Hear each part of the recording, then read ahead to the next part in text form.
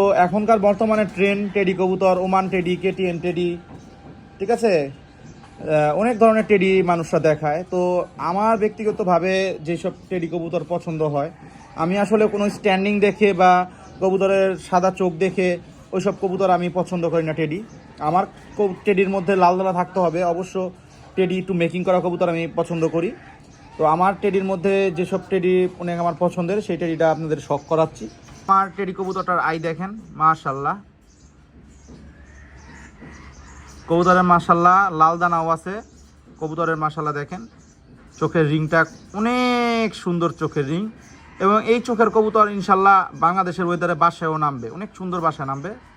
তো অনেক সুন্দর একটা চোখের কবুতর। এই চোখটাও দেখাই, এই চোখটাও দেখেন দর্শক, মাশাল্লাহ। এটা পাকটা আমরা দেখি দর্শক। দর্শক এই যে কবুতরটার পাকটা দেখেন, মাশাল্লাহ, অনেক সুন্দর পাখের কবুতর। আর লাস্টের পরগুলি দেখেন দর্শক, এই যে ভিতরের দিকে ঢুকে বাহিরের দিকে বের হচ্ছে। হ্যাঁ, 9 নাম্বার পাকটা বড়, 10 নাম্বার পাকটা ছোট। খুবই সুন্দর একটা পাখির সাইন, মাশাল্লাহ। এই যে আরেকটা পাক দেখেন দর্শক, সেম কোয়ালিটির পাক।